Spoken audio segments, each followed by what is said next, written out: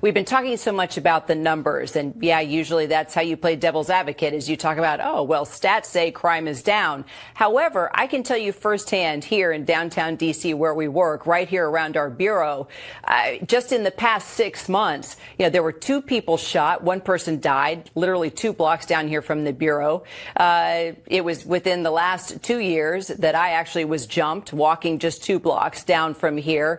And then just this morning, one of my coworkers said her car was stolen a block away from the bureau. So we can talk about the numbers going down, but crime is happening every single day because we're all experiencing it firsthand while working and living down here.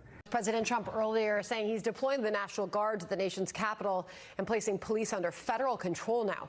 Let's bring in D.C. Police Union Chairman Gregory Pemberton. Thank you so much, sir, for being here. So from your view, is this necessary? Well, look, we completely agree with the president that crime in the District of Columbia is out of control and something needs to be done with it. We have to go back to how we got here, though. In 2020, the D.C. City Council passed an enormous amount of legislation that handcuffed police officers, exposes them to administrative, civil, and even criminal liability, even when they do their jobs properly. And now, 5 years later, our authorized sworn strength is 4,000 sworn police officers. We currently have 3,180. So we have more than 800 vacancies for the position of police officer. And the way the department makes up for that gap is through 2 million hours of mandatory overtime every year. So the fact that we need help from federal law enforcement and maybe even the National Guard, it shouldn't come as a surprise, and we agree with that. I think one of the issues here, though, is that we all know that's going to be temporary.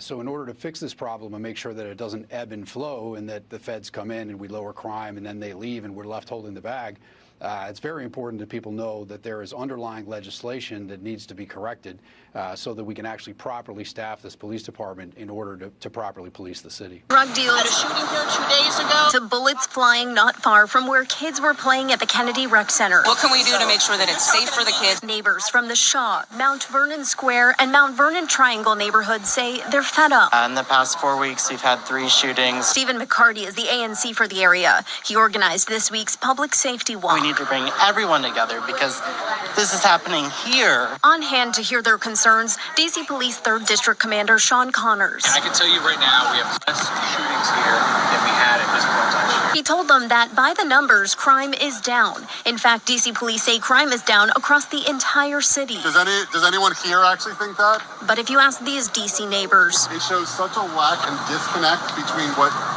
you're trying to sell versus what we're experiencing. Their perception, how they feel, is unsafe. If they're able to